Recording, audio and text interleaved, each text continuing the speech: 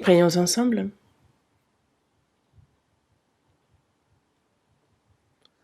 Dis notre Père, toi qui nous aimes et qui es miséricordieux. Nous étions éloignés de toi et agissions dans le péché, mais tu as eu pour nous de la pitié. C'est le Seigneur Jésus qui s'est chargé de la malédiction et du jugement que nous devions recevoir, et par le précieux sang qu'il a versé à notre place, il a éternellement lavé nos péchés et fait que nous sommes sauvés. Tu nous as pris pour tes enfants et c'est sans aucun mérite de notre part. Tu nous donnes l'espérance glorieuse de pouvoir entrer dans ton royaume éternel. Et nous te remercions pour cette grande grâce. À cette heure, nous qui avons reçu la rédemption éternelle sommes réunis devant toi, Seigneur, pour apprendre ta parole. Merci pour ce précieux temps.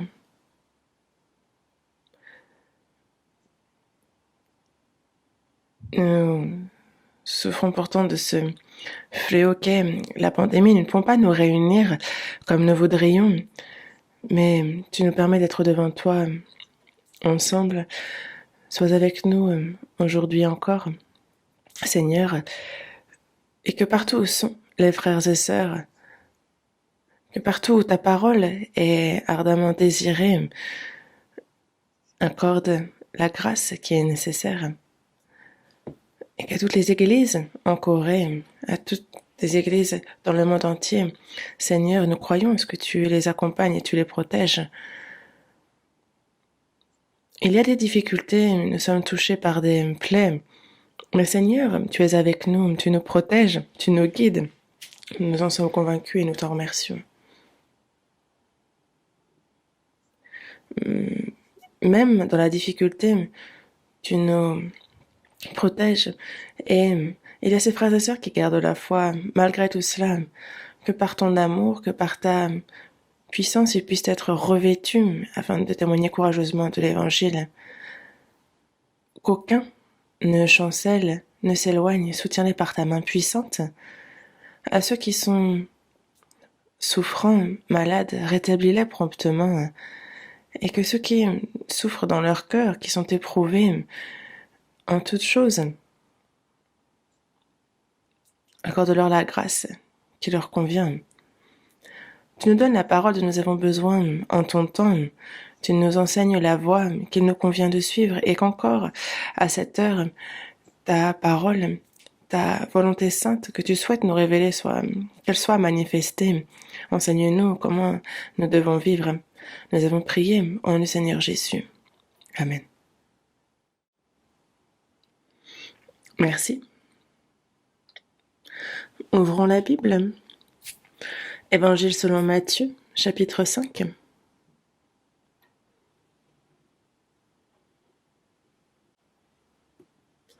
Évangile selon Matthieu, chapitre 5. Du verset 1 au verset 10. Je vais lire.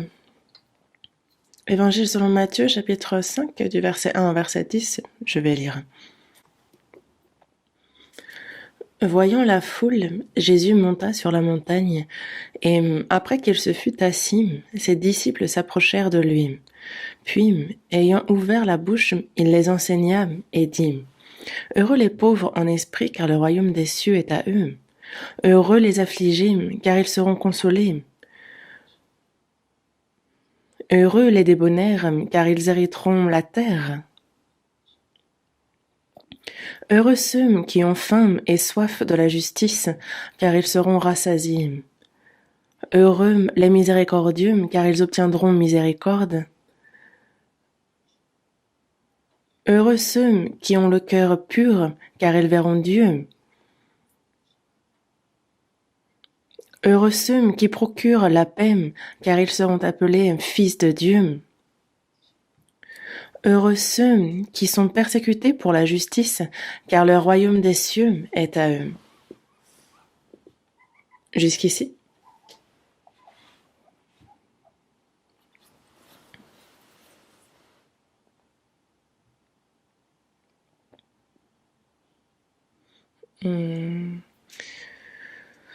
Il y a cette pandémie qui s'est répandue donc dans le monde entier, qui fait souffrir beaucoup de personnes, qui en tue un grand nombre aussi, qui fait souffrir également financièrement.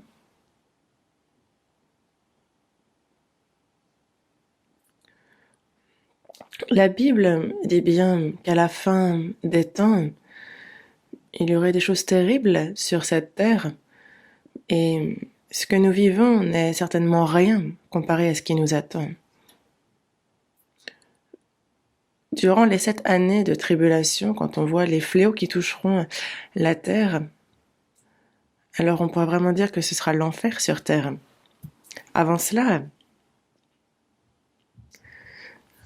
c'est à travers ces fléaux momentanés, passagers, que ceux qui ne sont pas encore sauvés, c'est un avertissement pour leur cœur, et c'est aussi pour les sauver une occasion de mieux se préparer au retour du Seigneur. Le Seigneur nous donnera encore l'occasion, nous en sommes convaincus, et cette occasion que le Seigneur nous donne ne va pas durer, nous le savons très bien.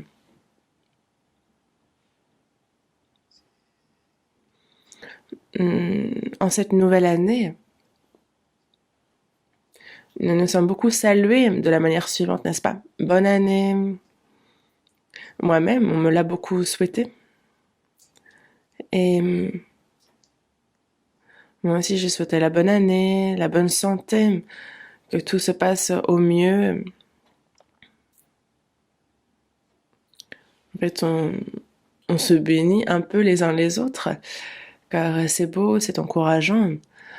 Et souhaiter les bénédictions les uns pour les autres, c'est une bonne chose. C'est ce que nous souhaitons que chacun reçoive.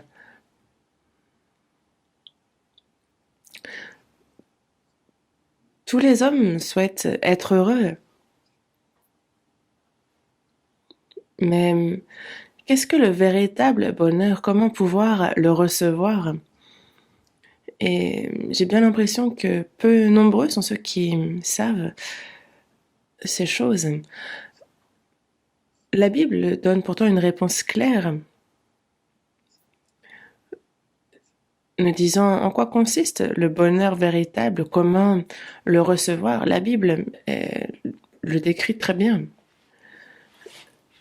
Le bonheur, selon les hommes, c'est que tout se passe bien, être en bonne santé, et aussi pouvoir profiter de tout ce qu'on veut dans ce monde.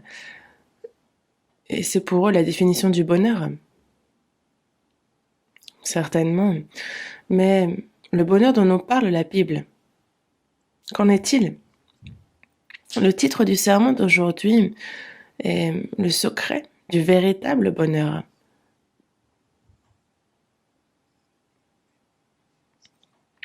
Et ce sont les choses réelles, les choses matérielles, les choses pécuniaires qui intéressent les hommes. Et est-ce que, en recevant tout cela, cela nous rend heureux? On peut vouloir tout cela sans pour autant le recevoir, déjà. Mais les hommes, pour recevoir ces choses-là, vont sans cesse fournir des efforts.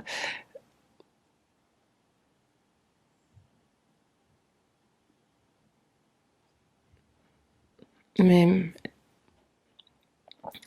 les hommes, même lorsqu'ils obtiennent ce qu'ils désirent, qu'ils sont désormais riches,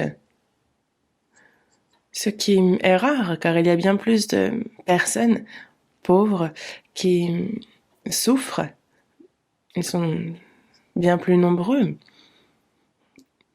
Mais le bonheur que souhaitent recevoir les hommes, comme nous le savons, c'est comme Un rêve de printemps, c'est fugitif. C'est comme un rêve lors d'une sieste, c'est passager.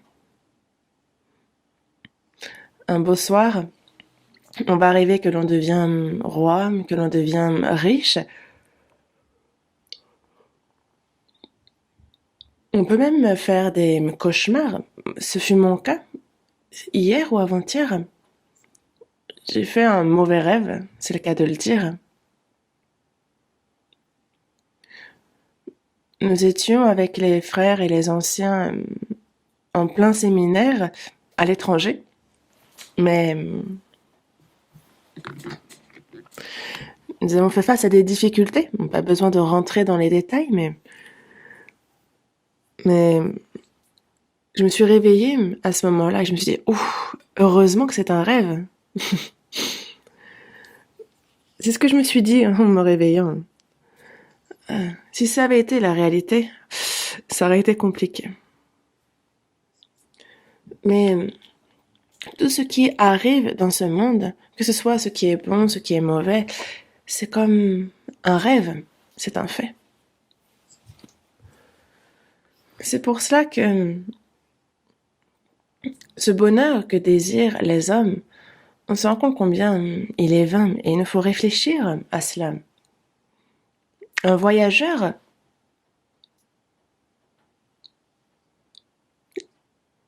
ce n'est pas parce qu'il passe une nuit dans un hôtel très confortable qu'il peut dire avoir trouvé le bonheur, car le lendemain, il doit repartir, reprendre la route. Dans ce monde,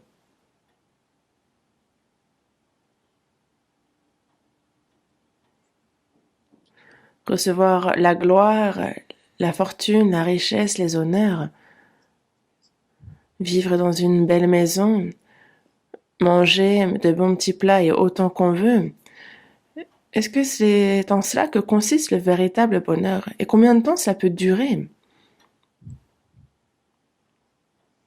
Les hommes font le tour du monde et c'est comme...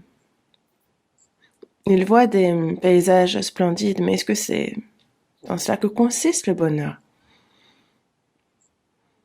Les hommes errent sans cesse à la recherche, à la poursuite de ce bonheur. Et le bonheur que Dieu, lui, souhaite donner, ce bonheur-là est un bonheur complètement différent de celui que désirent les gens de ce monde. Dieu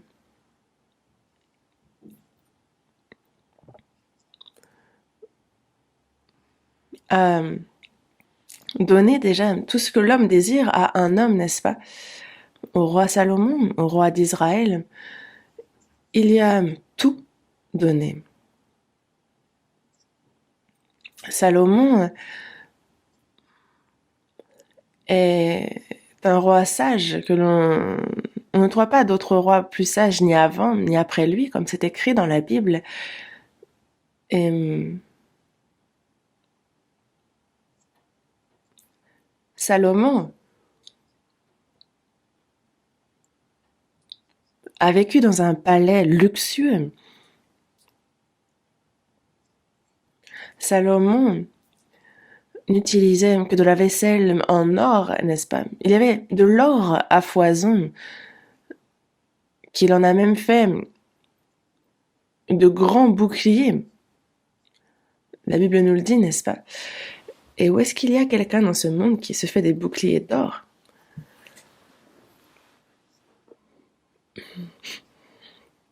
Il y a eu beaucoup de femmes et de concubines.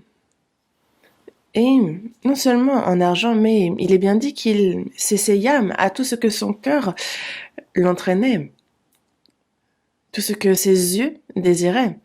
Est-ce que vous pouvez, quand vous voyez une jolie maison, vous dire, bon, elle me fait envie, et vous la prenez. Lorsque vous voyez une femme, un homme qui vous plaît, est-ce que vous dites, ah, imaginons on se dise, ah, il ou elle nous plaît, est-ce qu'elle peut pour autant devenir notre? Non. Mais Salomon a bien tout essayé, tout ce qui passait sous ses yeux, tout ce qu'il a pu essayer, il l'a essayé. Et il eut aussi une grande armée pour le protéger. Et il n'y eut pas de guerre durant la vie de Salomon, il ne connut que la paix. Et où est-ce que l'on peut retrouver une telle personne dans ce monde? Il y a la sagesse, la gloire, la richesse que Dieu donna à Salomon et qui attirait les rois des autres contrées. Ils étaient surpris de voir sa réussite. Et quand ils venaient rencontrer le roi, ils ne venaient pas les mains vides, ils apportaient des tribus, ils apportaient des cadeaux qu'ils offraient au roi Salomon. Il profita de tout. Et vous savez ce qu'il dit après avoir profité de tout. C'est écrit dans Ecclésiaste.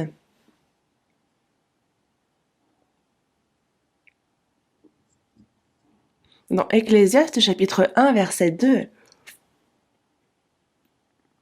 Il nous dit bien, vanité des vanités, dit l'Ecclésiaste, vanité des vanités, tout est vanité, tout est poursuite du vent. Vanité, il le répète à 5 reprises dans ce verset. L'œil ne se rassasie pas de voir et l'oreille ne se lasse pas d'entendre. Car c'est un peu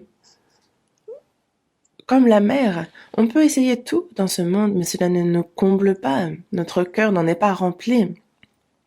Avec beaucoup de sagesse, on a beaucoup de chagrin. Et celui qui augmente sa science augmente sa douleur. Dans Ecclésiaste chapitre 2 verset 2, il a bien dit « J'ai dit du rire insensé et de la joie, à quoi sert-elle » Qu'est-ce qu'il nous dit ici? C'est que tout cela n'est rien. Un jour, j'étais donc en route, en voiture, vers Jinju, et on avait un rond-point. Donc il y avait des fleurs, au centre il y avait des parterres de fleurs, et il y avait une femme habillée en habit traditionnel qui dans sa main tenait un mouchoir et était en train de danser sur ce rond-point. Et tous ceux qui passaient par là se disaient, mais oh, la pauvre, mais elle va pas bien. Mais certainement que si l'on demande à cette femme, elle vous dira qu'elle est la plus heureuse dans ce monde. Salomon a dit, mais j'ai dit du rire insensé, mais de la joie, à quoi sert-elle?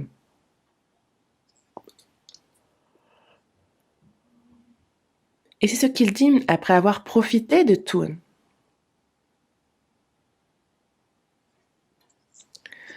Et dans Ecclésiaste, chapitre 2, verset 23, il dit que tous les jours ne sont que douleur, et son partage n'est que chagrin. Même la nuit, son cœur ne repose pas, c'est encore là une vanité. Donc tous ces jours ne sont que douleur, et son partage n'est que chagrin. Pourtant, l'homme fait des efforts tous les jours. Et bien que l'homme, même la nuit, son cœur ne se repose pas. Vraiment, c'est assez frustrant en soi.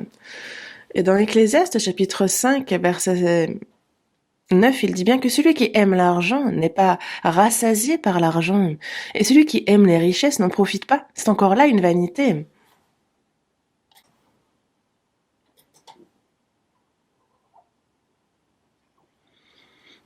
Vouloir devenir riche, donc faire tous les efforts pour gagner de l'argent. L'argent, donc ce soit l'or, l'argent en soi en tant que métal, mais en fait c'est tout l'argent en soi.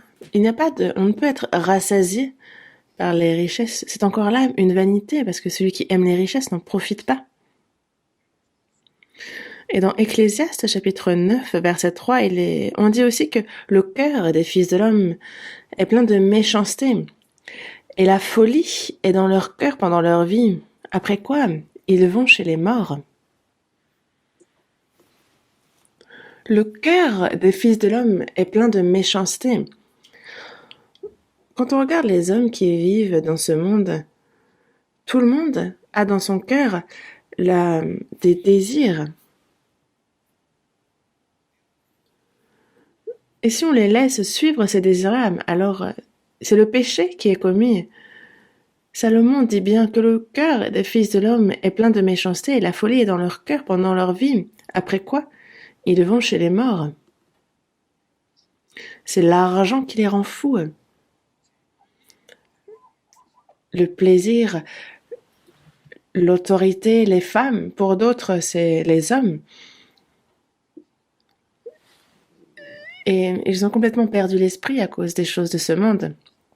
Le divertissement. Et ils sont fous, complètement fous de toutes ces choses. Et la folie est dans leur cœur pendant leur vie, après quoi ils vont chez les morts. Et donc ils vont en enfer, après avoir poursuivi ces choses. Et il y a un article de journal que j'ai retrouvé et j'ai noté parce qu'il m'a vraiment surpris. C'est un vieil article, c'était le Hanguk Ilbo, c'est le quotidien de la Corée qui date du 9 février 1994. Donc je suis retombée là-dessus. Et c'est un article sur une grande fortune mondiale. C'est un Allemand qui avait à l'époque 57 ans et s'est suicidé. Mais cet homme donc avait un appartement et un jardin de 15 000 mètres carrés. Aux États-Unis, il avait à peu près 25 immeubles à San Francisco, auxquels on peut ajouter 4200 appartements et jardins. À Atlanta, il avait 53 immeubles.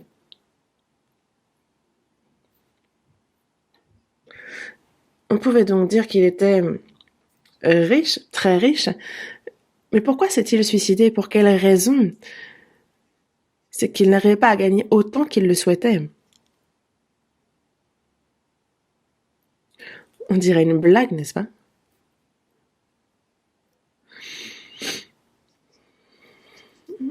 Oui, il aurait pu dévorer le monde entier, qu'il n'aurait pas été satisfait.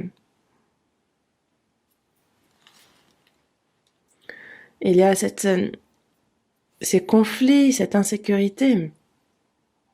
Napoléon a cherché à conquérir le monde, disant même que dans son dictionnaire ne figurait pas le mot impossible. Oh, quel homme! Mais il perdit à Waterloo, fut exilé à Sainte-Hélène et a conclu par dire qu'il avait échoué. Et ce fut la fin. Hitler lui-même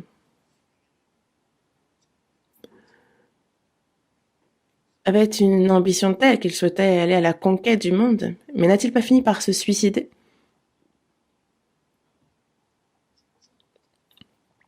Les politiciens se suicident, les riches se suicident, les acteurs célèbres se suicident. Et ce sont des choses que vous voyez, n'est-ce pas? Pourquoi? En eux, il y a les conflits, l'insatisfaction, la crainte.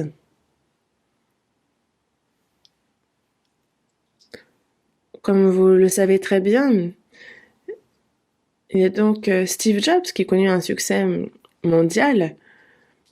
Hier encore, je lisais ce qui le concerne et c'était vraiment un homme remarquable. Il a échoué plusieurs fois et pourtant a réessayé. Même s'il échouait encore, il réessayait pour finalement connaître le succès. Avec Apple, lorsqu'il développa les iPhones, ou les Macintosh, les ordinateurs.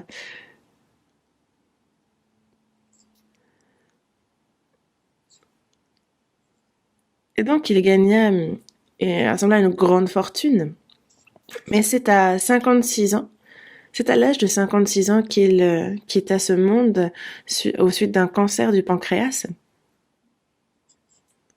C'était en 2011, ça ne fait pas si longtemps. Mais ce qu'il dit avant de mourir, c'est que moi j'ai été complimentée, félicitée par beaucoup de gens. Mais en fait, quand je quitte le travail, donc c'est là où vraiment il sait plus où donner de la tête tellement il était occupé.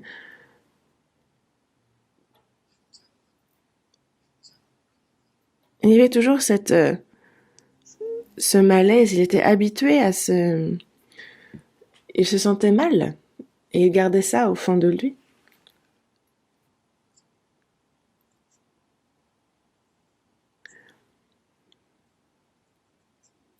Et finalement, toutes ces richesses de ce monde ne m'aident pas alors que la mort, elle, s'approche.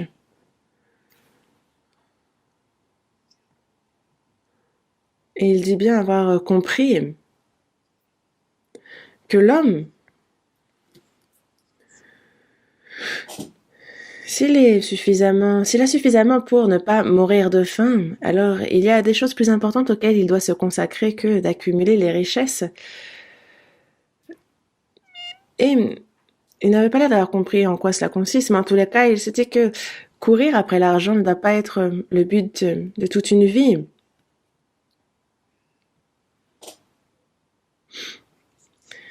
Qu'il ne faut pas poursuivre seulement l'argent, être complètement plongé dans cela, car sinon on devient quelqu'un de tordu. Il a dit lui-même n'avoir pas vécu du mieux qu'il pouvait. Et c'est peut-être quelque chose dont il a pris conscience avant de mourir. Mais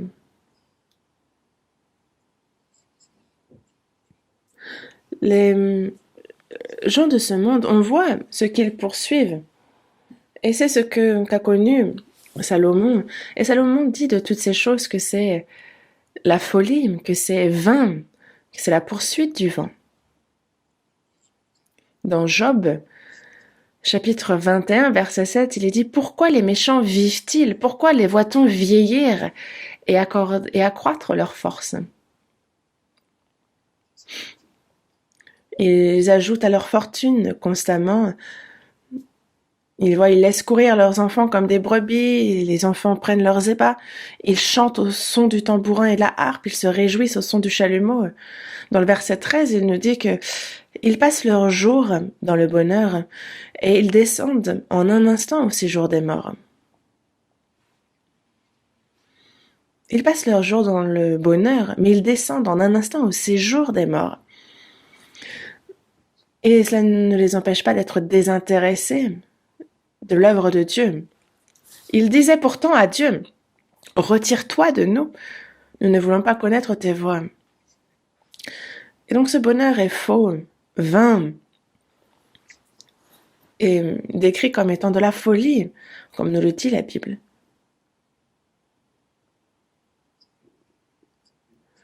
L'homme a été fait à l'image de Dieu. Il est un être précieux mais honoré aux yeux de Dieu. Et donc ce ne sont pas ce que la chair demande qui doit être la priorité. Il y a autre chose plus importante. L'appétit, le désir sexuel, la soif d'honneur, l'ambition sont un peu les désirs de cette chair. Dans la première épître de Jean, chapitre 2, verset 16, il est dit que la convoitise de la chair, la convoitise des yeux, l'orgueil de la vie, ça ne vient point du Père, mais ça vient du monde.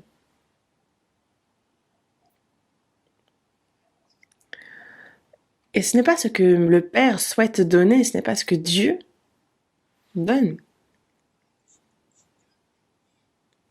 Et ça ne peut pas devenir justement le véritable bonheur. Toutes ces choses-là sont des choses qui paraissent et qui vont disparaître. Donc ce n'est pas cela, le bonheur. C'est un plaisir passager.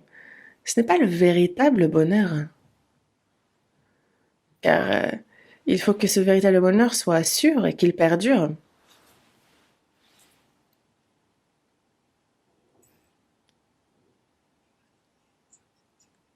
L'homme, créé à l'image de Dieu, donc il y a les désirs de l'âme, de l'esprit. Mais en quoi consistent ces désirs?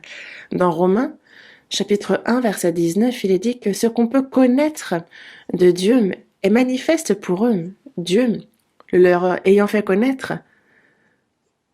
Donc on a ce cœur religieux qui cherche Dieu. Et donc dès qu'il y a des hommes, il y a une religion. La religion en soi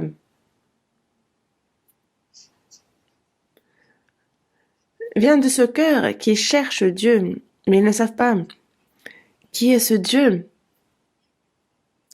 Et parce ils se sont trop éloignés. C'est comme un enfant orphelin qui n'a pas connu le visage de ses parents ou qui l'a oublié, mais il va s'adresser à tous les adultes et dire papa, maman. On va voir donc les hommes servir la lune, le soleil, la mer, disant qu'il y a une divinité de la mer, divinité de la montagne, allant même jusqu'à vénérer les animaux. Dans Romains chapitre 1, on dit que se vantant d'être sages, ils sont devenus fous et ils ont changé la gloire du Dieu incorruptible en image représentant l'homme corruptible, des oiseaux, des quadrupèdes et des reptiles. Ils servent les hommes, les animaux. Ce sont eux qu'ils adorent. Ils taillent des pierres, ils taillent du bois, et c'est devant les idoles qu'ils se sont fabriqués qu'ils vont prier et demander d'être bénis. On se rend compte combien l'homme est vraiment manque de connaissances et combien il est insensé. On a donc un cœur qui cherche Dieu. Mais dans Ecclésiaste chapitre 3, verset 11, on voit que Dieu fit toutes choses bonnes en son temps. Donc il a donc tout fait parfaitement et bien en son temps. Et il a mis dans le cœur de l'homme la pensée de l'éternité. La pensée de l'éternité. Parce que l'âme est éternelle, alors nous désirons l'éternité.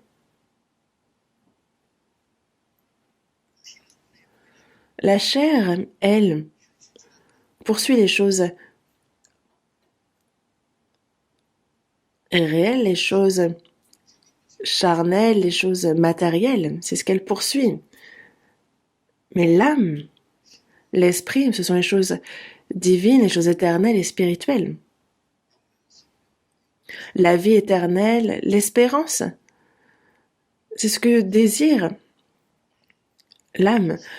Les animaux sont tout à fait satisfaits lorsque les désirs de la chair sont comblés. Il suffit qu'il y ait un environnement, de quoi manger, un mâle et une femelle, et ils n'en demandent pas plus. Ils sont vraiment satisfaits. Mais même avec tout cela, l'homme, lui, n'est pas satisfait. Pour quelle raison? C'est que l'homme a l'âme, il a l'esprit. Et cette âme, justement, veut connaître Dieu, se retrouver dans ses bras, et sans recevoir la vie éternelle, sans recevoir l'espérance, alors elle ne peut trouver sur cette terre la paix, être bien. Sans cette espérance et cette certitude de pouvoir entrer dans le royaume de Dieu, alors elle ne connaîtra pas cette paix parce que Dieu n'a pas donné cette terre aux hommes afin qu'ils y vivent éternellement. Ce n'est pas ça qu'il leur donne. Et l'homme ne pourra connaître le véritable bonheur tant qu'il n'aura pas justement cette assurance, cette espérance du royaume des cieux. Imaginez un enfant qui a perdu sa mère. Il pleure en criant « maman », en la cherchant partout. Et cet enfant, si on lui donne à manger, si on lui donne des jouets, si on le revêt de beaux habits, est-ce que vous pensez que ça va le calmer? Peut-être que pendant un moment, ça va le détourner, mais après, il va repenser à sa mère et dire « Maman !»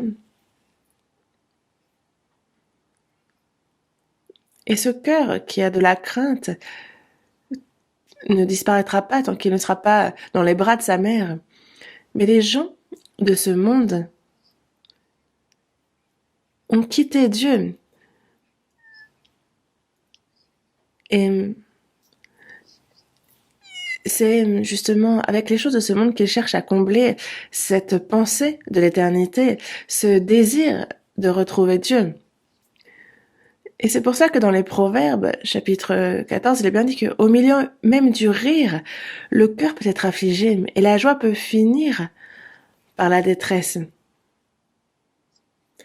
Même quand on rit, on peut être affligé, et même quand on est dans la joie, on peut finir par la détresse. Il y a de cela quelque temps déjà, j'étais à Yosu pour un séminaire, et il y a une île qui s'appelle Ondong, et donc il faut y aller en bateau, il y a de grandes vagues, enfin, il y a une île ainsi qui est très belle. Et en fait, nous y sommes allés, et on y a vu des femmes habillées en habits traditionnels, tout à fait bien habillées, mais qui étaient allongées dans la rue, complètement ivres. Et les gens qui passaient disaient, mais vous êtes allés trop loin.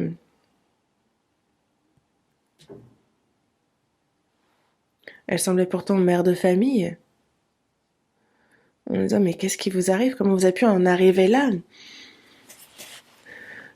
Et elles étaient là, mais comprenez-nous, à la maison c'est si difficile, ça fait bien longtemps que je ne suis pas sortie m'amuser, j'ai voulu en profiter.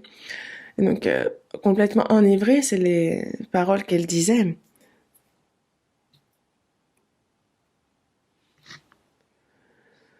Et il y a peut-être la belle-mère, semblable à un tigre. Peut-être son beau-père qui doit être peut-être alité. Et chaque jour, il y a le mari, les enfants. Et elle a un peu quitté cet environnement. Elle s'en est échappée et a voulu oublier ça, ne serait qu'un instant, profiter de la vie. Mais est-ce que ça permet d'oublier? Le cœur, pardon, souffre. Est-ce que c'est en buvant, en dansant et en s'amusant que ce sont des choses qui disparaissent?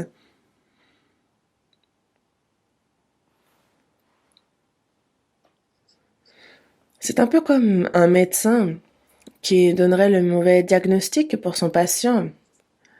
Un, un malade proche de la mort, s'il lui donne le mauvais traitement, alors, par exemple, alors qu'il s'approche de la mort, s'il dit ça ira. Par exemple, moi, je connais quelqu'un dont le médecin a fait un mauvais diagnostic, lui a donné les mauvais médicaments et il en a souffert durant au moins 10 ans.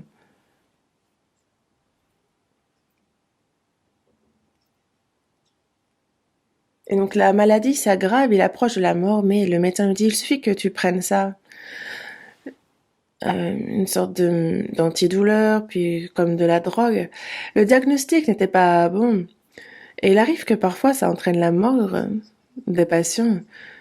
Et en fait, c'est un peu ça pour les choses vaines de ce monde, de vouloir justement consoler les désirs de l'âme par les choses vaines de ce monde.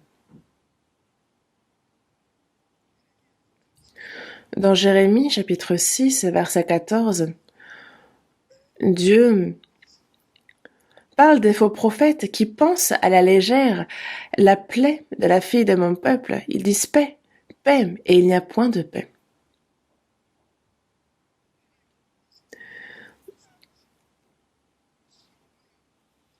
Ayant quitté Dieu, c'est la mort et le jugement qui les attend, mais on leur dit, ça va, il n'y aura pas paix, paix, mais il n'y aura pas de souffrance, il n'y aura pas de trouble.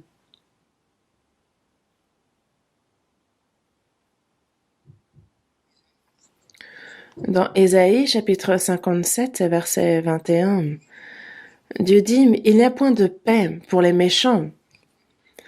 Les méchants qui ont quitté Dieu, comment peuvent-ils espérer la paix?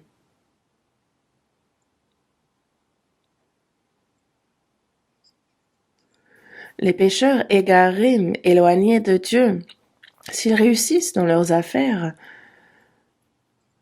même s'ils se vantent d'un très beau physique ou s'ils deviennent des acteurs célèbres, s'ils reçoivent le pouvoir. Si un politicien devient un remarquable politicien ou un grand connaisseur et qu'il soit respecté par les autres, est-ce que c'est en ça que l'on peut connaître le vrai bonheur? Toutes choses sont momentanées, apparaissent et vont disparaître. Toutes ces choses-là font partie de ces choses passagères. Dans ce monde, ils vont poursuivre les choses vaines. Et l'homme, s'il ne connaît pas Dieu, alors son âme, à cause des péchés,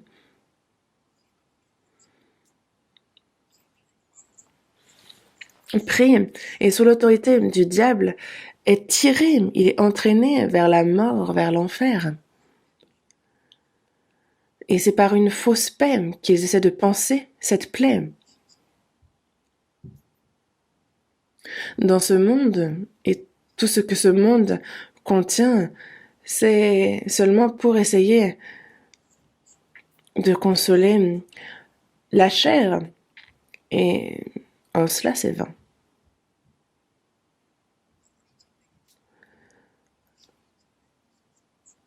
Et en fait, c'est comme une arnaque, c'est une ruse, car avant de s'occuper de la plaie de l'esprit, il essaie de penser la plaie de la chair.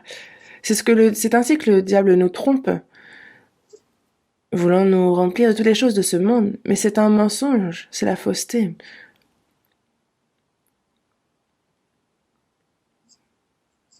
David, roi d'Israël, dans le psaume 39, dans le verset 7 et 8, il dit bien que oui,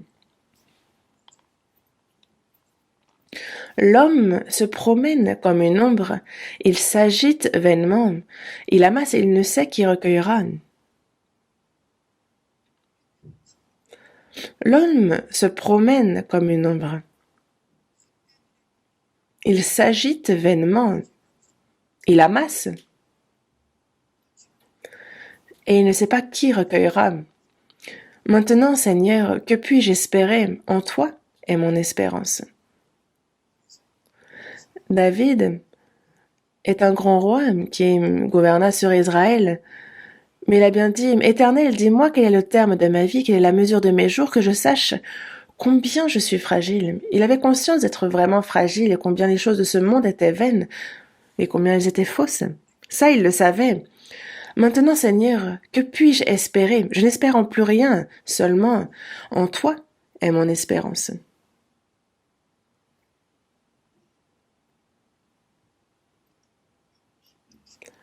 Dans Luc chapitre 12, du verset 18 au verset 20, ce passage nous parle d'un riche qui a beaucoup amassé. Et il dit à son âme, mon âme, tu as beaucoup de biens en réserve pour plusieurs années. Repose, mange, bois et réjouis-toi.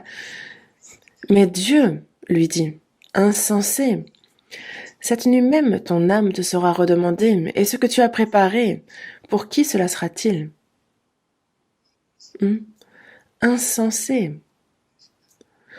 Quand on dit insensé, c'est vraiment être ignare, avoir été trompé. Insensés sont ceux qui ne connaissent pas Dieu, qui cherchent leur bonheur dans les choses vaines de ce monde. Insensé. Cette nuit même ton âme te sera redemandée, et ce que tu as préparé, pour qui cela sera-t-il? Que ce soit l'argent, que ce soit la gloire, les honneurs, quoi que ce soit que l'on accumule, finalement, ce qu'on a préparé, pour qui cela sera-t-il? Il en est ainsi de celui qui amasse des trésors pour lui-même et qui n'est pas riche pour Dieu. Et ce genre de personne, il y en a beaucoup. Dans Luc chapitre 12 aussi, on nous parle d'un riche, n'est-ce pas, qui était vêtu de pourpre et de fin lin, qui chaque jour menait une vie joyeuse, brillante, et il y a un pauvre nommé Lazare qui lui est couché à sa porte, il est couvert d'ulcères, mais il veut manger, il se rassasie des miettes qui tombent de la table du riche.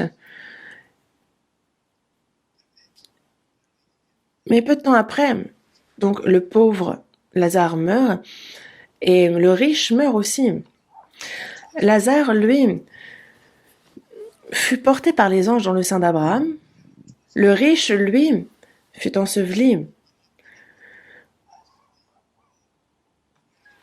Il a certainement pourtant dû prendre les meilleurs traitements et avoir été protégé le mieux possible, mais cela n'a pas empêché de mourir. Après, c'est plutôt après la mort, il est entré dans le séjour des morts. Et en fait, dans le séjour des morts, il voit de loin Abraham et Lazare qui est dans son sein, donc il demande « Père Abraham, aie pitié de moi, envoie-moi Lazare pour qu'il trempe le bout de son doigt dans l'eau et me rafraîchisse la langue, parce que je souffre cruellement de cette flamme. » Mais Abraham a répondu « Mon enfant, mais souviens-toi que tu as reçu tes biens pendant ta vie et que Lazare a eu les maux pendant la sienne. Maintenant, il est ici consolé, et toi tu souffres. » Donc Lazare, c'est le nom de ce mendiant, de ce pauvre. Lui. Mais ça ne veut pas dire que les riches vont en enfer et que les pauvres vont au ciel. Heureux les pauvres en esprit, car le royaume des cieux est à eux. Que signifie ce verset? Ceux qui savent vraiment en quoi consiste la vraie pauvreté, c'est d'être pauvre en esprit. Être pauvre, être un mendiant. Aux yeux de Dieu, tout homme est un mendiant, est pauvre.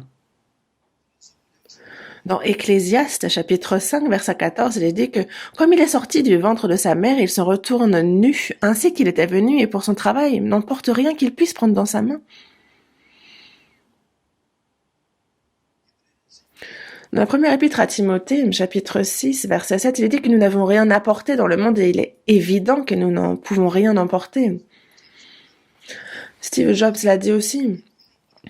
J'ai gagné beaucoup d'argent, mais je n'ai même pas le temps d'en emporter un centime. Est-ce que cela m'appartient finalement?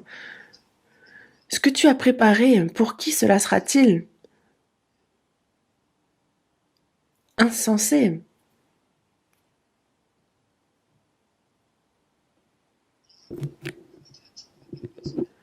Ça ne veut pas dire que Lazare est allé au ciel, mais c'est que, comme David, son espérance est dans l'Éternel, que l'Éternel est son aide. C'est ce que cela signifie. Que l'on soit riche ou pauvre,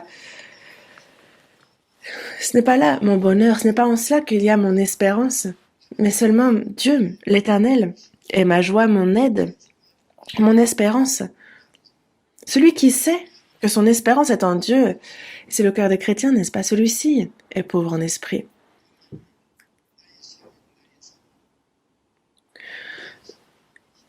Une fois sauvés, nous savons que, justement, le Père est tout pour nous et que les choses de ce monde sont vaines. C'est un peu comme des jouets pour enfants, pas plus. On a désormais, en tant que chrétien, la force de rejeter ces choses-là.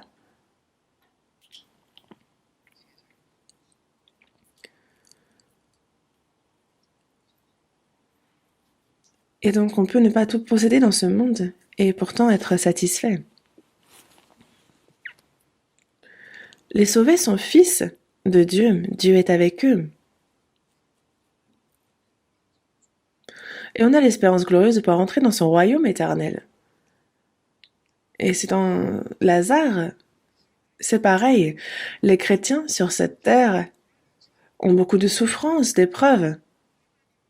Mais leur joie est en Dieu et ils vivent en s'appuyant sur l'aide du Seigneur. Ils se réjouissent en lui. Et justement, nous recevrons la rétribution aussi dans les cieux. Et en fait, le riche a profité au cours de sa vie. Et il souffre désormais dans le séjour des morts. Dans Jacques chapitre 5, il est bien dit que justement, on a vécu sur la terre dans les voluptés et dans les délices Vous avez rassasié vos cœurs au jour du carnage. Qu'est-ce que le jour du carnage? C'est justement, en fait, il y a un cochon que l'on engraisse. Pourquoi? Pour le dévorer ensuite. Et c'est vraiment pour le jour du carnage qu'ils rassasient leur cœur. Parce que c'est l'enfer éternel qui les attend, pardon, après. Et là, ils profitent de ce monde comme on leur semble. La dernière fois, hmm,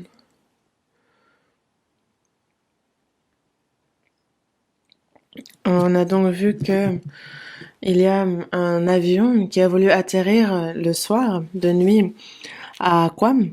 Et il a heurté une montagne, c'est donc écrasé. Et c'est tout le monde dans l'avion, que ce soit l'équipage ou que ce soit les passagers, que tout le monde est mort. Et on a vu un article de journal après, je me souviens de cet article, car il y avait une famille coréenne qui a gagné beaucoup d'argent à force de travailler aux États-Unis et ils avaient désormais suffisamment pour vivre à l'aise. Ils sont donc retournés en Corée, ont acheté une belle maison et ont voulu faire voyager, désormais profiter un petit peu. Ils sont donc revenus en Corée et leur premier voyage était à destination de Guam. Et toute la famille est décédée dans le crash. Et c'est vrai qu'en voyant cet article, je me suis vraiment dit, ça fait de la peine. Mais est-ce qu'il n'y a que eux qui font de la peine? Ceux qui ne savent même pas en quoi consiste le véritable bonheur, l'espérance, la vie, et qui ne font que poursuivre les choses de ce monde et qui souhaitent obtenir par là le bonheur, toutes ces personnes-là aussi sont insensées et sont des riches misérables. De nos jours, même avec cette pandémie, il suffit de connaître, par exemple, on vit à une époque où même les maladies les plus graves, quand on en connaît la cause, on a des traitements, et donc c'est assez simple d'en guérir. Il y a la crainte, il y a les murmures, en fait, tout ce qui est, tous les soucis de l'homme. On a donc les maladies qui soient physiques ou mentales, mais aussi une maladie bien plus importante, celle de l'esprit, de l'âme. Ceux atteints de maladies mentales, ce n'est pas les traitements pour le corps qui vont les guérir, et il en va de même. Selon, comme nous le dit la Bible, tout homme est atteint d'une maladie mortelle. Quelle maladie? La maladie du péché, qui fait non seulement périr la chair, mais qui conduit surtout en enfer. Et donc cette maladie mortelle qui touche tous les hommes. Mais c'est une maladie dont les médecins de ce monde n'arrivent pas à diagnostiquer et qu'aucun traitement de ce monde ne peut soigner. La Bible nous dit bien, elle nous le diagnostique bien, le salaire du péché, c'est la mort. La mort, c'est-à-dire la seconde mort, celle qui jette dans l'étang de feu. Et il n'y a que Dieu qui puisse guérir cette maladie.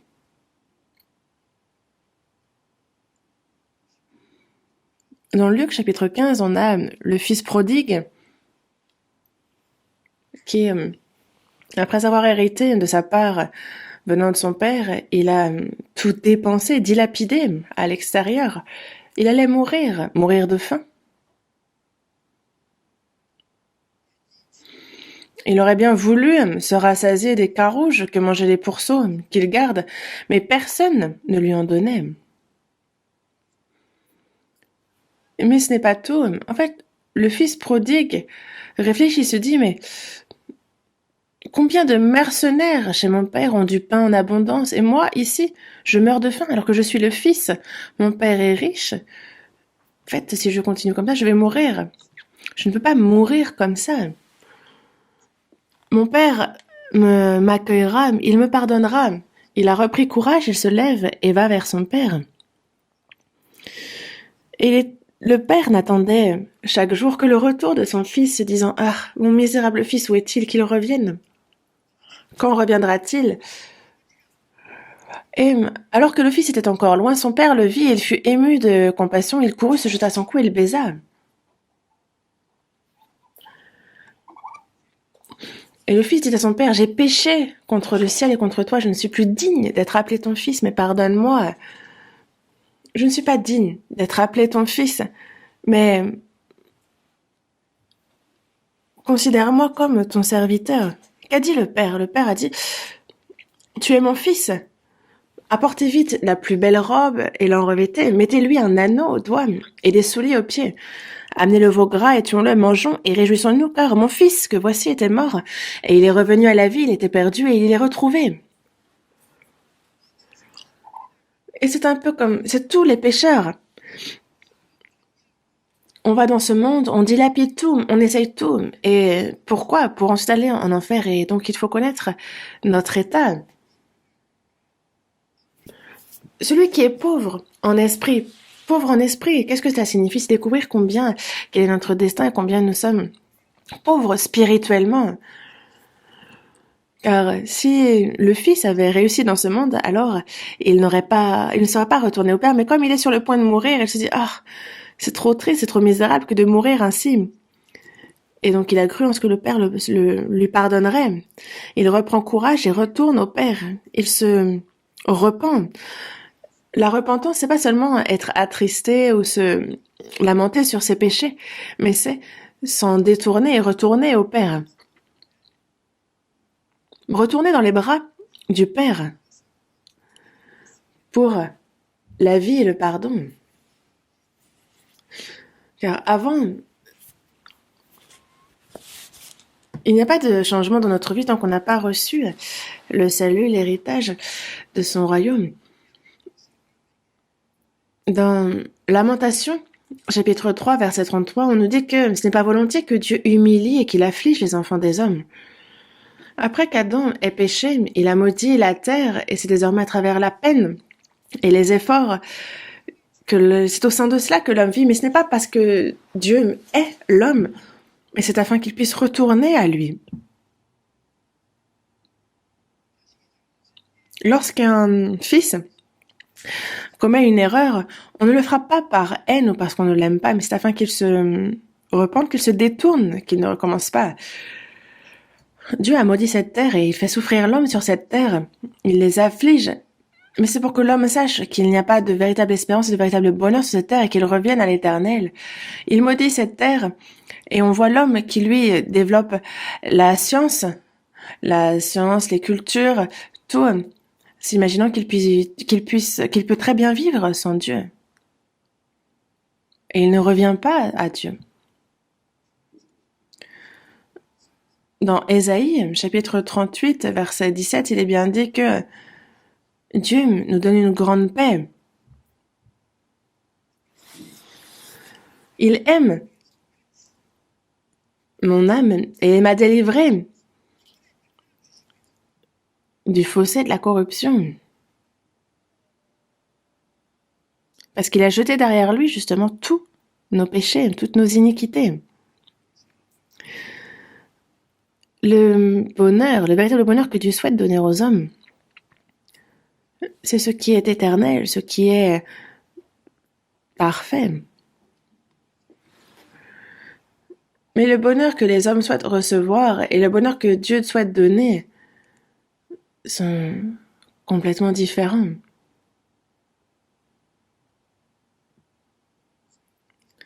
Dans Ecclésiaste, chapitre 2, verset 25,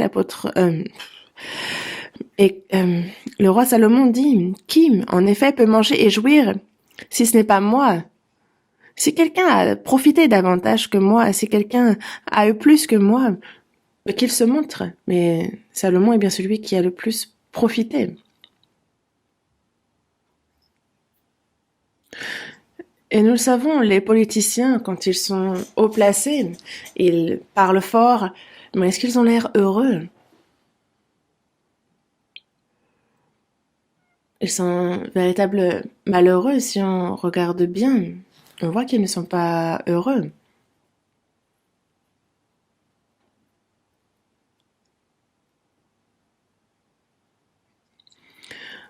En Angleterre, il y avait le roi James qui était donc torturé par ce qui se passe dans son pays.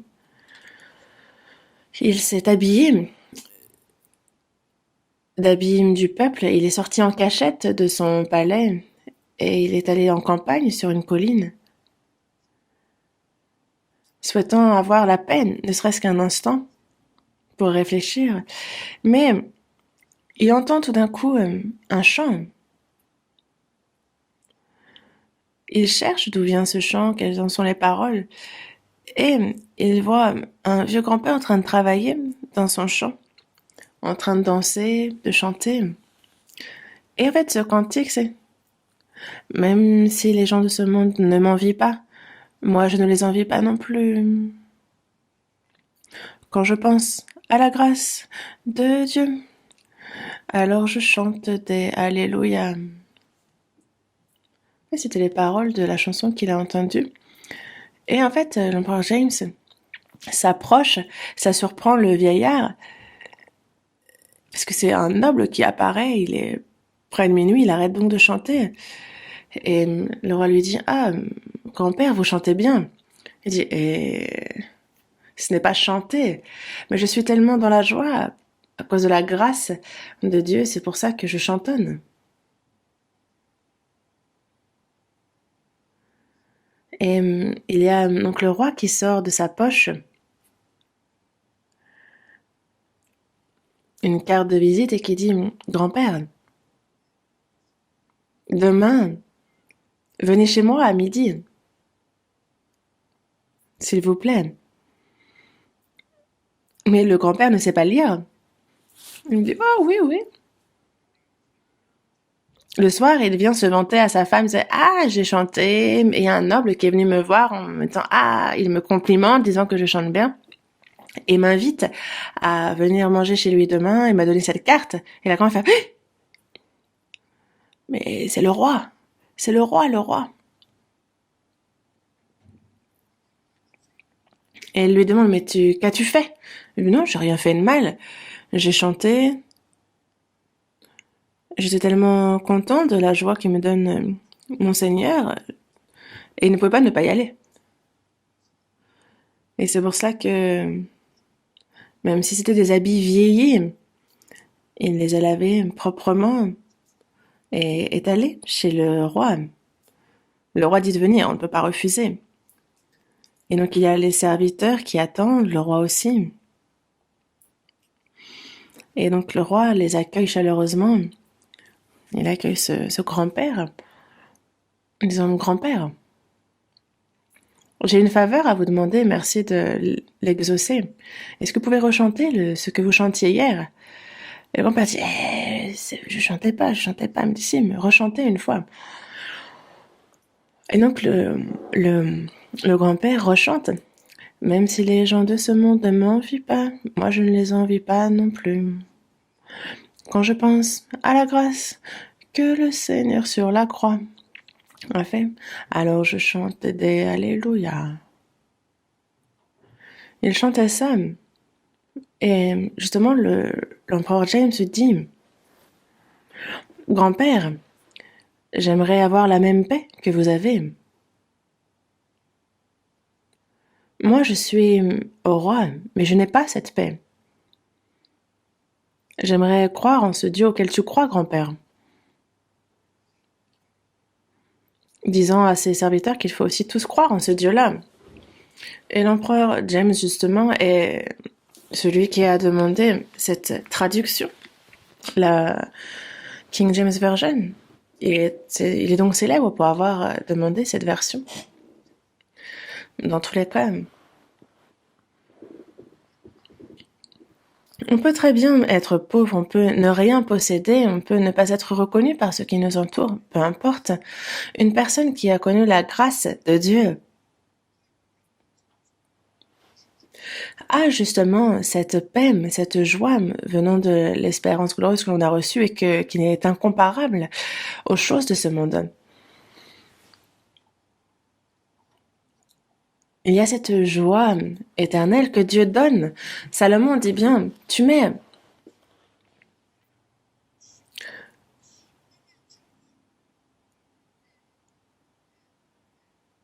Il y a cette joie justement que l'on a dans notre cœur et c'est incomparable aux choses de ce monde, même si on profite de tout. Il y a ce qui nous vient de Dieu qui est notre véritable joie. Personne n'a profité des choses de la chair plus que moi, mais il n'y a pas mieux que de faire profiter notre esprit des choses de Dieu. David a bien dit, tu mets dans mon cœur plus de joie qu'ils n'en ont quand abondent leur froment et leur mou. Il y a cette joie que le Seigneur met dans notre cœur. Une joie bien plus grande que la joie qu'ont les gens quand ils sont riches, quand ils ont beaucoup à manger, etc. Il y a cette paix et cette joie qui vient du Seigneur, qu'il met dans notre cœur. Dans Éphésiens chapitre 1, verset 3, il nous parle qu'il nous a bénis de toutes sortes de bénédictions spirituelles dans le lieu céleste en Christ. Toutes sortes de bénédictions spirituelles dans les lieux célestes. Dans Actes, chapitre 17, verset 24, il est dit que Dieu a fait le monde et tout ce qui s'y trouve, étant le Seigneur du ciel et de la terre. Il n'habite point dans les temples faits de main d'homme. Il a fait le monde, tout ce qui s'y trouve, c'est lui qui nous donne la respiration, l'être et le mouvement. Et donc, lui qui est éternel, ce qu'il souhaite nous donner, c'est ce qui est éternel, l'espérance, la vie éternelle. Le Dieu qui a fait le monde s'y trouve. Il a dit, justement, nous bénir de toutes sortes de bénédictions spirituelles dans les lieux célestes. Il nous veut heureux. C'est comme des parents qui veulent donner le bonheur, toutes choses à leurs enfants. Mais imaginez combien Dieu le veut bien davantage vis-à-vis des hommes. Et il suffit que l'homme lui aussi le veuille. Dans Ésaïe chapitre 55 verset 1, vous tous qui avez soif, venez aux eaux même. Celui qui n'a pas d'argent, venez, achetez et mangez. Venez, achetez du vin et du lait sans argent, sans rien payer.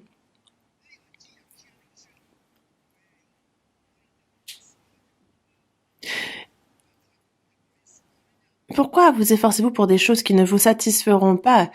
Venez à moi, écoutez. Venez acheter du vin et du lait. Sans argent, sans rien payer.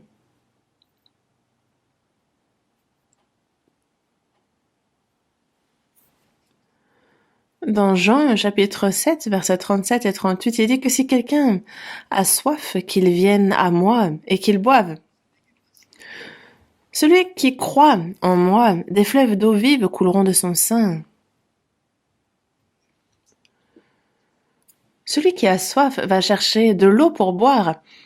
Et donc celui qui est spirituellement assoiffé va d'abord essayer par les choses de ce monde de combler cette soif. Mais il dit bien que si quelqu'un a soif, qu'il vienne à moi, qu'il boive. Et celui qui croit en moi, justement, celui qui boira de l'eau que je lui donnerai n'aura jamais soif, et l'eau que je lui donnerai deviendra en lui une source d'eau qui jaillira jusque dans la vie éternelle. Il souhaite donc bien nous donner le bonheur éternel. Dans Habakkuk, justement, il est dit, le figuier ne fleurira pas, la vigne ne produira rien, le fruit de l'olivier manquera, les champs ne donneront pas de nourriture, les brebis disparaîtront du pâturage, donc il n'y aura ni ci ni ça, il n'y a pas de bœuf non plus. Mais il dit par contre, toutefois, je veux me réjouir en l'Éternel, je veux me réjouir dans le Dieu de mon salut. Même si j'ai rien, tant pis. Ça va. Je veux me réjouir en l'Éternel, dans le Dieu de mon salut. Il n'y a rien de comparable dans ce monde à la joie que peut connaître l'âme lorsqu'elle a l'Éternel.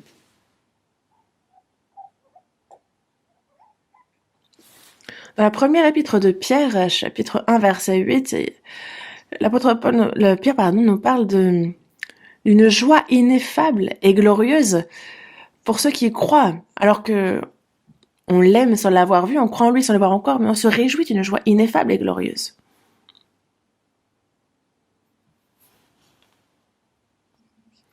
Dans Luc, chapitre 17, verset 21, on dira, bon, il est ici, il est là, mais on dit bien, voici, le royaume de Dieu est au milieu de vous. Il faut qu'il y ait le royaume de Dieu qui s'accomplisse dans notre cœur avant même qu'on se rende dans le royaume des cieux.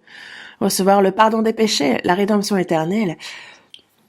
Et lorsque l'on a cela, lorsqu'on reçoit le salut, il y a le royaume de Dieu qui est au milieu de nous, dans notre cœur. Dans Romains, chapitre 14, verset 17, on nous dit bien que le royaume de Dieu, ce n'est pas le manger et le boire, mais c'est la justice, la paix et la joie par le Saint-Esprit. Ce n'est pas le manger et le boire, ce n'est pas se réjouir de ces choses-là, mais c'est par le Saint-Esprit, la justice, la paix, la joie, par le salut. C'est bien ça le royaume de Dieu. Dans le cœur, s'il n'y a pas le royaume de Dieu qui s'accomplit, alors déjà on ne peut entrer dans son royaume des cieux et on ne peut pas connaître la paix et ni le bonheur. Dans Matthieu chapitre 5, verset 3, on voit Jésus justement qui dans les béatitudes nous dit, il enseigne à travers les béatitudes les bénédictions en fait. Et c'est le premier sermon, c'est un peu les premières paroles que que le Seigneur adresse dans son ministère en disant « Heureux les pauvres en esprit, car le royaume des cieux est à eux. » Pauvres en esprit, qu'est-ce que cela signifie? Je suis sorti nu du sein de ma mère, et nu je retournerai dans le sein de ma mère. L'Éternel a donné, et l'Éternel a ôté. Savoir cela. Nous sommes venus les mains vides et nous repartons les mains vides. Nous sommes un mendiant, nous sommes un sans-abri, oui. Aux États-Unis, on a les homeless qui n'ont pas de maison, ceux qui vivent dans la rue. C'est notre état. Notre état spirituel. Nous avons quitté le Père, nous errons dans les rues. Nous sommes vraiment comme des mendiants, de misérables mendiants. Et il faut donc savoir quel est notre état spirituel. Comme l'enfant prodigue se rend bien compte qu'il est en train de périr en ayant quitté son père. Et c'est cela, être pauvre en esprit. On se rend compte que déjà, charnellement, on est complètement misérable. C'est vrai que quand on réfléchit à la chair, déjà, on peut bien manger, boire, profiter des choses de ce monde, mais tout ça, ce sont des arnaques, tout ça, ce sont des tromperies. C'est un peu comme un médecin qui donnerait à quelqu'un atteint d'une maladie mortelle de l'antidouleur, disant ça va, ça va, ça va. Qu'est-ce qui va? C'est comme un prisonnier condamné à la peine de mort. Est-ce que vous pensez qu'il peut se réjouir en mangeant ou en buvant? Non. C'est comme un patient, un malade qui, même si on lui montre de très bonnes choses, s'il sait qu'il est voué à la mort, est-ce que vous pensez qu'il pourra y prendre plaisir? Tous les hommes sont condamnés à mort. Ce sont des patients atteints d'une maladie mortelle. Et pourtant, ils cherchent dans ce monde leur plaisir. Et donc savoir que l'on est misérable, non pas seulement charnellement, mais aussi bien plus spirituellement. C'est cela être pauvre en esprit. Pauvre en esprit. Et c'est les pauvres en esprit que Dieu bénit. Quand on a vraiment touché le fond, alors il nous montre le chemin pour aller dans son royaume. Dans Matthieu chapitre 19, on va chercher ce passage. Évangile selon Matthieu chapitre 19, verset 23.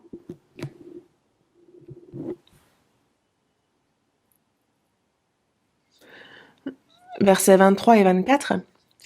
Jésus dit à ses disciples, « Je vous le dis en vérité, un riche entrera difficilement dans le royaume des cieux. Je vous le dis encore, il est plus facile à un chameau de passer par le trou d'une aiguille qu'à un riche d'entrer dans le royaume de Dieu. »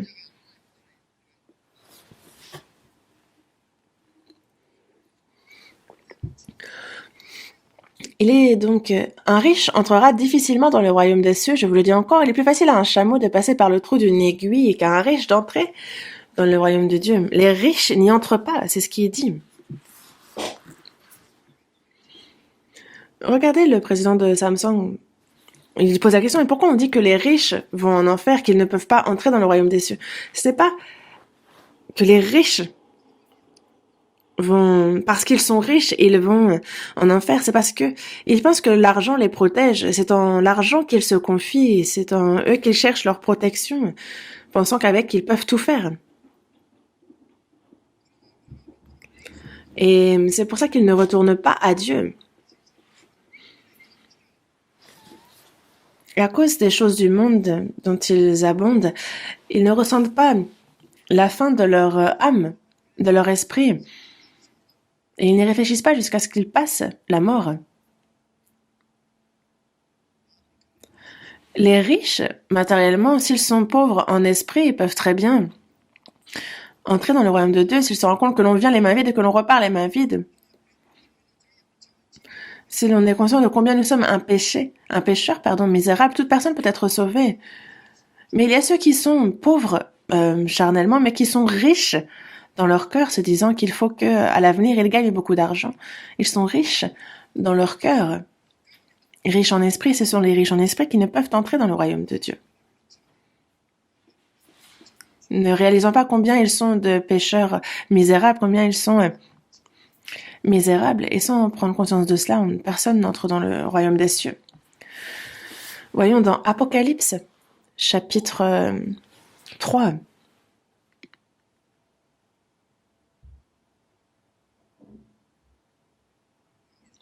Apocalypse, chapitre 3, verset 17.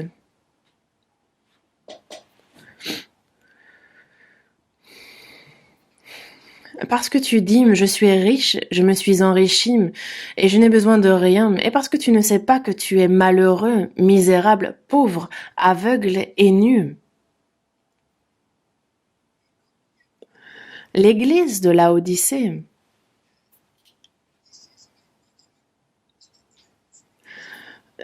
désigne l'église à la fin des temps aussi.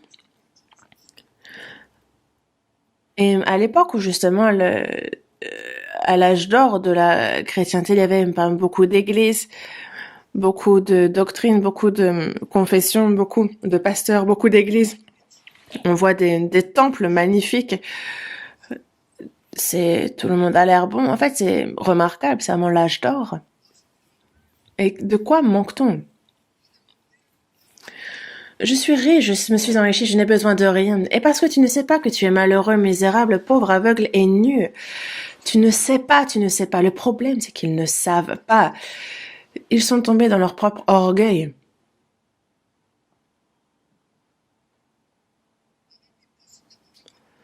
Abraham s'est vu nu, et c'est pour ça que Dieu a pu le revêtir de l'habit de peau. Il faut savoir que l'on est nu, que l'on est un malheureux pécheur, misérable, pauvre. Mais il y a ceux qui sont tombés dans leur propre arrogance. Dans Jean, chapitre 8, verset 41, on voit les Juifs qui disent « Ah, Dieu est notre Père. Nous avons un seul Père, Dieu. » Dans le verset 44, Jésus leur dit « Vous avez pour Père le diable. Et vous voulez accomplir les désirs de votre Père. »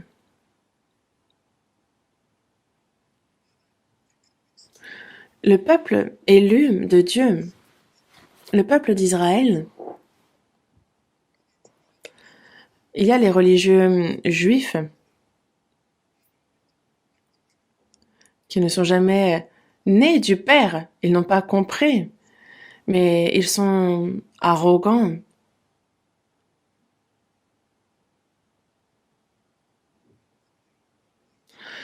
Il dit, nous avons un seul Père, Dieu, mais Jésus leur dit bien, vous avez pour Père le diable. Dans Apocalypse, chapitre 2, verset 9, on nous parle justement de ces soi-disant riches. En fait, ceux qui se disent juifs et ne le sont pas, mais qui sont une synagogue de Satan. Ils disent être le peuple élu, le peuple de Dieu, mais ce n'est pas le cas, c'est une synagogue de Satan. Il y a ceux qui se disent chrétiens, ceux qui se disent enfants de Dieu et qui ne le sont pas. Ils sont bien plus nombreux à se dire juifs et à être de faux, de chrétiens et à être de faux chrétiens. sans avoir même la foi de la taille d'un grain de sénévé, mais ils se méprennent s'imaginant être des grands hommes de foi, sans avoir même connu, fait l'expérience de la nouvelle naissance, se disant être élus, avoir été choisis, s'imaginant que, alors qu'ils sont des pécheurs à courir en enfer, qu'ils seront récompensés dans les cieux. Non. Comment une telle personne qui s'imagine être riche aux yeux de Dieu peut-elle être sauvée? Il faut être pauvre en esprit. Savoir que nous sommes misérables, pauvres, pécheurs, charnellement, et encore plus spirituellement.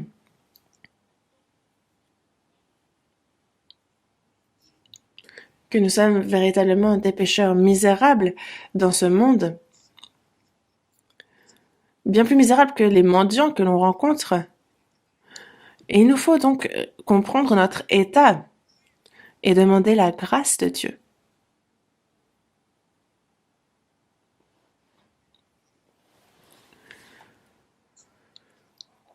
Si on veut recevoir les richesses de Dieu, son royaume comme héritage, alors il faut savoir combien nous sommes pauvres aux yeux de Dieu, combien nous sommes de grands pécheurs à ses yeux, et avoir un cœur ardent souhaitant quitter cette voie de la perdition. Il y a au Japon un homme qui s'appelle Uchimura Kanzo, je pense que vous le connaissez. Hier encore, il y a un livre qui s'appelle Comment je suis devenu chrétien et je regardais ce livre de nouveau. Il est donc, c'est un homme de lettres. Et il a fait tous les efforts possibles pour recevoir la paix, la connaissance, la culture. Là, il a essayé la, hein, la philosophie, il a essayé les business, il a tout essayé. Et il n'a pourtant pas reçu la paix dans son cœur. Mais un beau jour, il a compris la grâce de Dieu dans la Bible, il reçut l'assurance du salut et nous explique comment il connut la paix ensuite.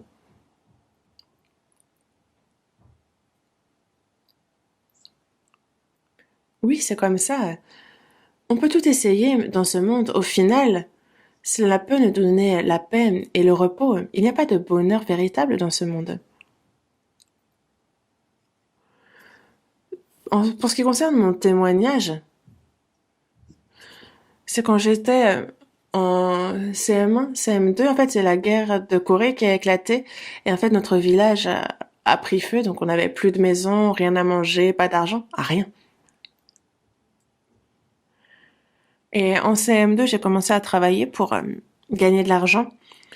Je vendais des friandises, des bonbons, des glaces. Après, je cirais les chaussures. Et en fait, c'est moi qui ai gagné l'argent, que ce soit du collège jusqu'au lycée, jusqu'à l'école de théologie. Et je me suis dit aussi, moi je vais travailler, je vais me serrer la ceinture et je vais réussir. Je vais gagner de l'argent aussi. Et j'aimais justement lire les livres de ceux qui avaient connu le succès par leurs propres efforts.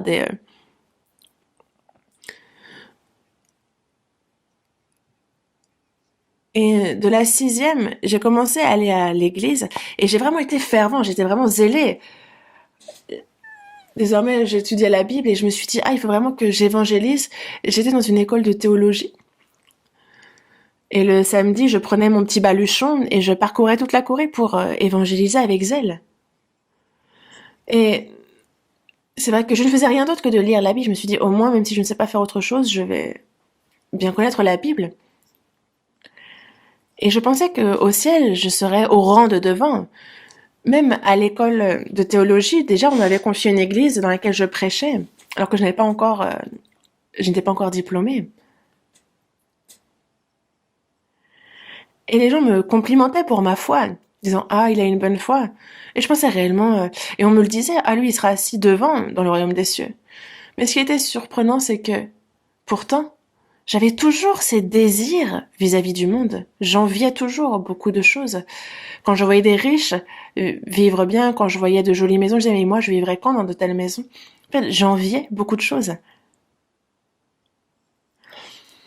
De l'extérieur, Hum, Je frappe le bureau, je chante des cantiques au rythme, mais la souffrance à l'intérieur était toujours là. Et je ne savais même pas que c'était une contradiction, que c'était paradoxal. Mais dans Jean chapitre 3, verset 3, j'ai vu que si un homme ne naît de nouveau, il ne peut voir le royaume de Dieu. Et j'ai écouté ça, et à travers ce verset, j'ai réalisé que je n'étais pas sauvée.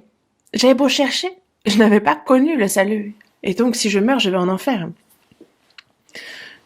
J'ai beau avoir fait ci et ça, ce n'est pas ça qui me sauve. Ça ne me fait pas naître de nouveau. Je ne pouvais en parler à personne. Je m'inquiétais tout seul. Et c'est en 1962, le 30 octobre à 8 heures. Et donc, tout ce que je connaissais dans la tête, Jésus, la croix, cette grâce, j'ai vu à ce moment-là pour la première fois le lien avec moi par le sang que Jésus versa sur la croix, que c'est par ce sang-là qu'il pardonna à tous mes péchés. Je le compris avec assurance. Et tous les doutes se sont envolés. La crainte, le complexe d'infériorité, toute chose a disparu. Personne ne me l'a expliqué, mais j'ai compris ce jour-là. Et donc, c'est un moi complètement différent d'avant. Et je suis devenue la personne la plus heureuse sur Terre. C'est un fait. Et encore maintenant, chaque jour, je rends grâce et je suis remplie de joie.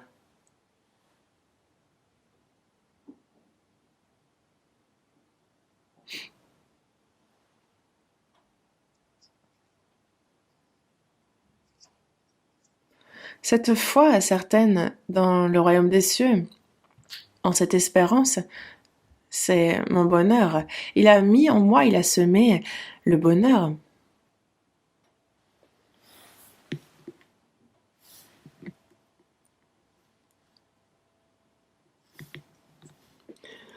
L'église de Laodicée s'imagine être riche, enrichie, n'avoir besoin de rien. Elle n'a pas conscience qu'ils sont malheureux, misérables, pauvres, aveugles et nus.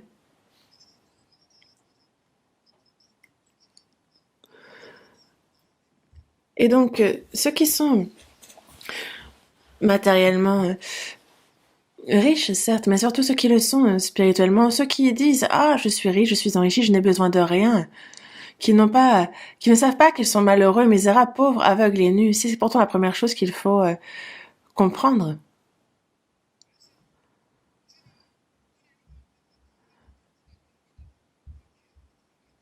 Avoir la foi en ce que Jésus a accompli, justement se revêtir des habits du salut. Il faut donc recevoir la richesse qui vient de Dieu. Dans la seconde épître aux Corinthiens, chapitre 8, on nous parle justement, vous connaissez la grâce de notre Seigneur Jésus-Christ qui, pour vous, s'est fait pauvre, de riche qu'il était, afin que par sa pauvreté vous fussiez enrichis. Lui, il s'est fait pauvre pour que nous, on soit riches. Il est né dans une auge, il a vécu comme fils de menuisier une trentaine d'années et il n'avait rien pour lui. Est-ce qu'il y a plus pauvre que Jésus? Il a tout emprunté. La haute salle, l'âne. Durant 3 jours aussi, c'est une tombe qu'il emprunte. Il n'avait que sa croix.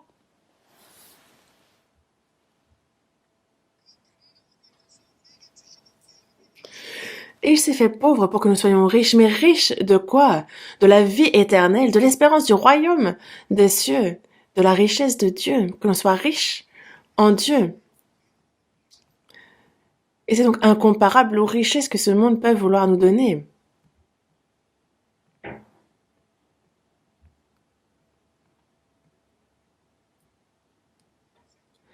Dans Tite, chapitre 2, verset 13, on nous parle de la bienheureuse espérance, la manifestation de la gloire du grand Dieu et de notre Sauveur Jésus-Christ, la bienheureuse espérance que nous avons reçue. Et c'est pour ça que dans Deutéronome, chapitre 33, verset 29, on nous dit « Tu es heureux, Israël, qui est comme toi, un peuple sauvé par l'Éternel. » Les chrétiens sont vraiment ceux qui sont heureux. que tu es heureux, qui comme toi, un peuple sauvé par l'Éternel. Nous sommes donc heureux en Dieu. Mais ceux qui ont reçu ce bonheur-là cherchent à s'enrichir dans ce monde, à profiter du luxe. Est-ce qu'on va envier les choses de ce monde? Non. Ce sont des choses que nous pouvons mépriser dans ce monde. Désormais, c'est comme l'apôtre Paul, on peut ne pas être dans la veille, dans le péril, on peut être affamé, frappé, emprisonné, nu, et on peut même nous tuer. Mais nous pouvons nous réjouir, justement parce que nous sommes sauvés, heureux de cette espérance, du salut qu'il nous a donné. Et c'est ce qui nous permet de surmonter toutes les souffrances dans ce monde. Car le jour du retour du Seigneur est proche, et donc jusqu'à ce jour-là, on supporte grâce à ce bonheur qu'il a mis en nous. Nous patientons et vraiment nous espérons ce jour de son retour. Ceux qui n'ont pas encore ce bonheur doivent désirer ardemment justement ce salut, doivent prendre conscience combien ils sont pauvres en esprit.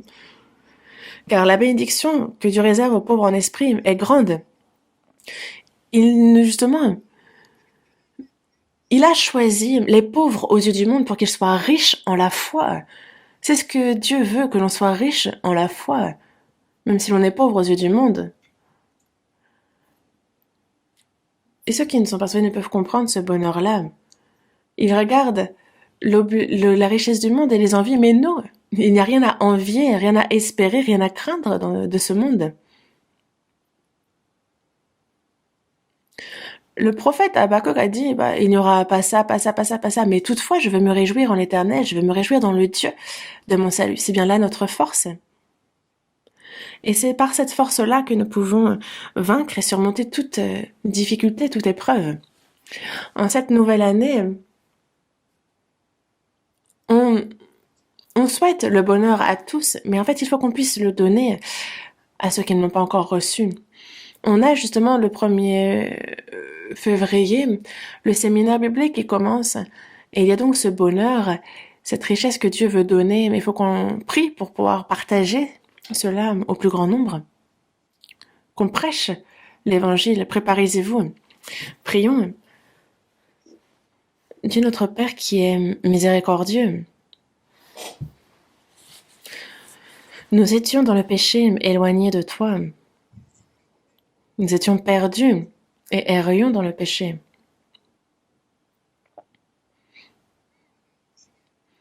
À tes yeux, nous étions de misérables et pauvres pécheurs, mais nous te remercions, Seigneur, de nous avoir sauvés.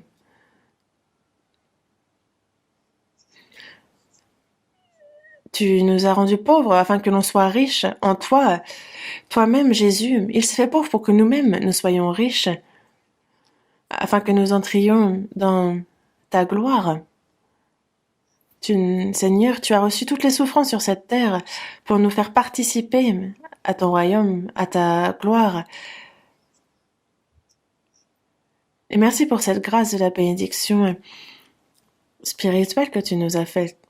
Il y a toutes ces âmes misérables qui n'ont pas encore compris ton salut. Aide-nous à pouvoir leur transmettre cette espérance, ce véritable bonheur. Dans peu de temps commence le séminaire biblique. Que de nombreuses âmes puissent être sauvées. Utilise chacun de nous selon ta volonté et précieusement pour que, à travers nous, des âmes soient sauvées. Nous avons prié au nom du Seigneur Jésus. Amen.